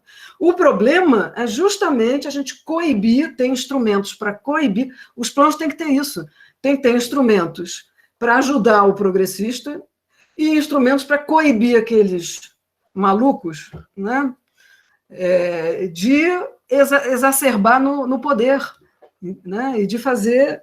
Então, acho que o Estatuto da Cidade precisa ser pensado, porque realmente transformar solo criado em outorgonerosa, para mim, assim, preto no branco, entendeu? O negócio, né, é mais e menos, é um negócio completamente contraditório, né? Não tem a ver. Sobre o Compur, mesmo antes de 2011, Rose, o Compur já era horrível, porque eu fui representante da UFRJ no Compur, olha, foi uma experiência horrível, porque eu falava sozinha, eu e Regina Chiarardi. Falávamos, peraí, como você falou, projetos espetaculosos. Então, era assim, hoje veio aqui fulano de tal mostrar o projeto da ponte estaiada não sei onde. Aí o cara mostrava aquela ponte maravilhosa, todo mundo, os arquitetos todos discutindo. O que é isso, gente? Isso é um conceito de política urbana? Né? Claro que eles tiraram o FRJ logo depois, né? Puseram o CAL no lugar do FRJ. Porque eu comecei a falar, gente, peraí, olha só, quanto vai custar essa ponte, por que ela vai ser feita aí, como vai ser feita, quais são as outras pontes que tem para fazer na cidade para ver se prioriza essa, enfim, né? Colocar a política urbana em cima da mesa mesmo, né? Então, virou uma coisa assim incalculável. Então, realmente, tem que arrumar uma maneira, que eu não sei qual é também, de voltar, né? Voltar com o Compur como um representante de todas as forças. Tá bom que tenha lá os agentes também, né? Mas que ele possa ser alguma coisa potente, né? Uma instituição potente que você vai ali para discutir, não vai ali para elogiar e nem para ver televisão, entendeu? É isso. Fabrício, né? Sabe o que aconteceu, Fabrício, com o plano de 92? Que ele não foi instituído, esse foi o problema. O plano de 92, a gente adora ele porque ele não foi implantado, então a gente não sabe os defeitos dele. Ele ficou, sabe aquela coisa suspensa no ar, assim? Né? Ficou assim, aquele desejo da gente, né, Rose? Pô, a gente conseguiu coisa dessa ali, né?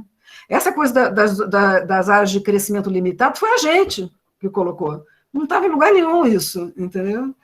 E a gente foi conseguindo, né? Então, e aí ficou aquela coisa, bom, agora vamos, e não vamos, porque ficou suspenso.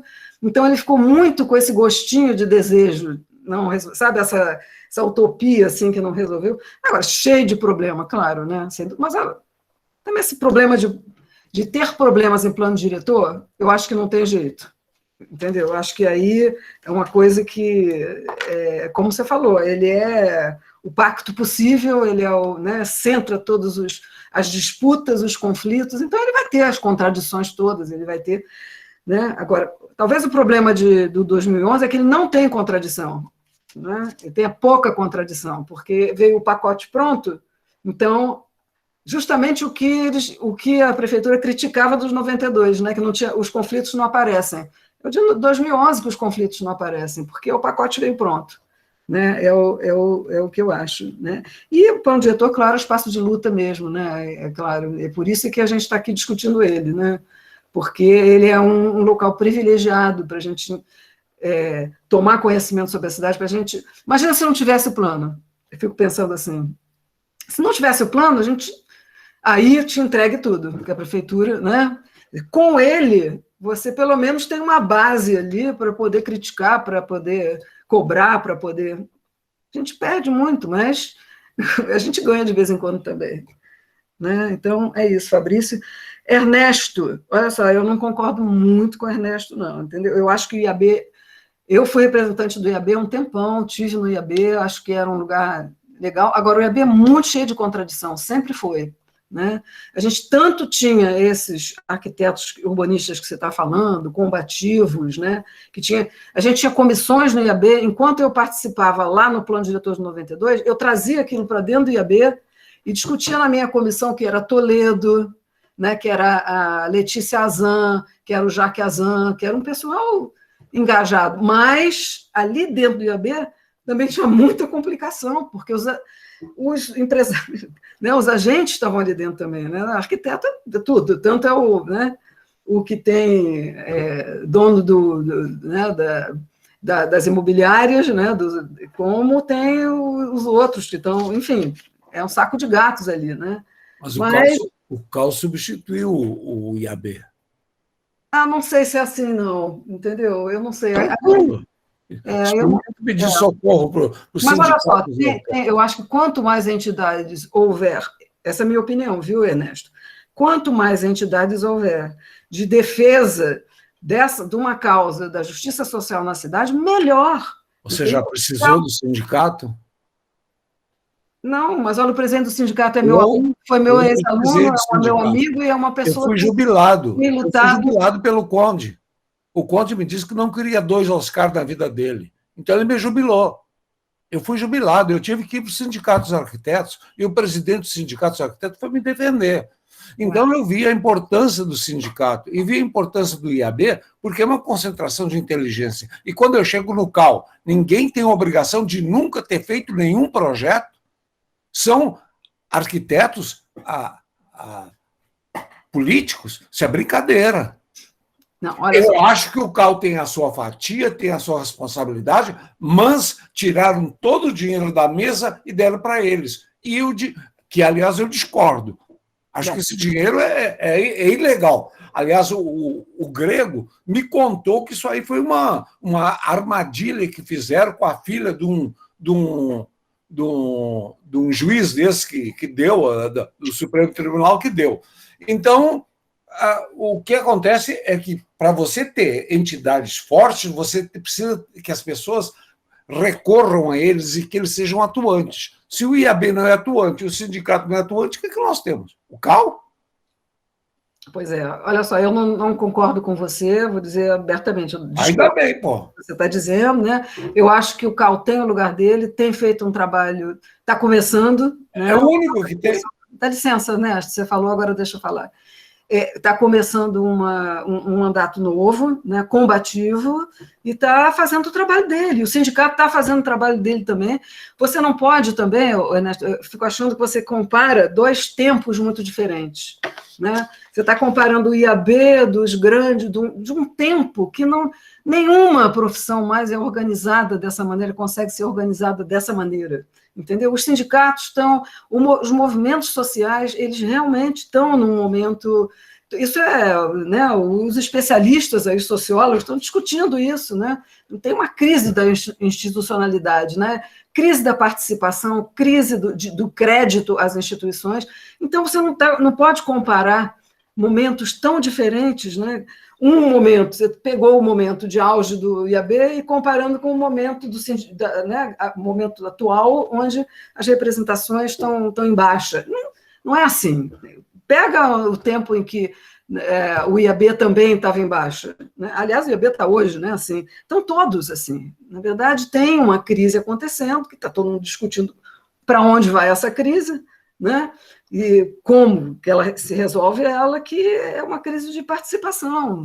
Isso acontece mesmo, infelizmente, a gente tem que dizer. Né? Então, os sindicatos não é só o Sindicato dos Arquitetos e não é só o IAB. Se você for olhar nas outras profissões, também está acontecendo coisas semelhantes. Essa é a minha opinião. Bom, eles mataram o sindicato. Alguém quer acrescentar alguma coisa além do Ernesto? Porque essa discussão é uma discussão quente que pode entrar, outras pessoas podem entrar aí para debater. Depois que assassinaram o Tancredo Neves, os militares... Eu denunciei há 20 dias antes que eu ouvi os militares armando que ele não assumiria. Isso foi levado, e está tudo escrito em milhões de lugares que eu escrevi, levaram essa denúncia. Bom, o Queredo mandou para mim um recado brincalhão. Diz para o Tinzinho que aqui ninguém mata sem a minha autorização. Mataram. Bom, a partir daí, os militares que formavam na Academia Militar das Agulhas Negras 1.200 oficiais por ano, gastaram $500 milhões e fizeram uma brincadeira lá que agora fabrica 2.000. Vejam a relação. E para que serve esse excedente? Eu sou especialista também em comércio internacional. Vamos lá. Excedente, que o excedente serve para exportar. Nós vamos exportar militar? Vem cá, Ernesto, desculpe interromper, que a gente já está passando da hora aqui. Não, eu já encerrei. Julieta, você quer complementar alguma outra coisa? A gente já pode combinar. Eu acho que tem uma pessoa aí, a Norma, né? Tem Norma Bonfim, isso aí. Pois é, que está querendo fazer uma pergunta. Vai lá, Norma. Ela saiu da reunião também, né? Não sei, saiu? Deixa eu olhar. Eu vi, ela saiu ali. Às vezes cai. Acho que está bom, né? Olha, achei ótimo, acho que o pessoal gostou também. Muito legal. Uma coisa que você falou no fim aí, achei muito importante, aquela história da Operação Interligada, como ela entra aqui com o prestígio do governo de esquerda, e está acontecendo uma coisa semelhante agora com as operações urbanas consorciadas, que a gente tem que tomar muito cuidado com isso. Exatamente. Uma coisa é São Paulo do Haddad, outra coisa é Rio de Janeiro do Eduardo Paes. Exatamente. Não é a mesma coisa. Mas a gente vai conversar sobre isso depois lá. E você tem que vir num dia que eu falar também de instrumentos, porque... com certeza. Para a gente retomar essa história aí, você lembrar dessas coisas. Com certeza, estou aqui, sim. Venho aqui sempre que puder. Gente, vamos fechar, né? Já são 8. Gente, muito obrigada, viu, por me ouvirem. A Norma voltou. Norma, você quer fazer uma pergunta antes da gente fechar? Gente, boa noite. Desculpa, meu computador desligou bem na hora que eu ia falar. Boa noite, professora Julieta. Boa noite a todos. Eu gostaria de parabenizar pela excelente explicação que a senhora deu, né, sobre a história do plano diretor.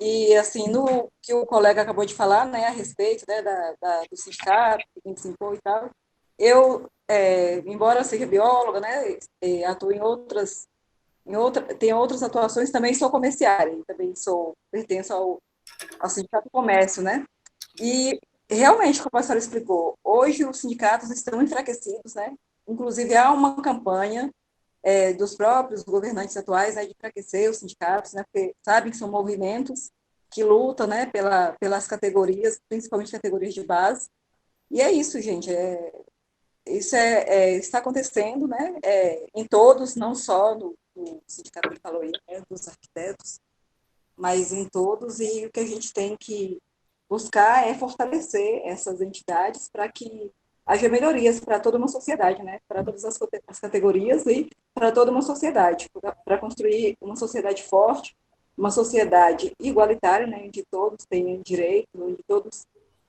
tenham oportunidades. E parabéns pelo evento, está excelente. Cada dia eu aprendo mais, cada dia eu tiro mais proveito. E muito obrigada pela oportunidade. Eu que agradeço, né, Norma? Muito obrigada. Agradeço os elogios.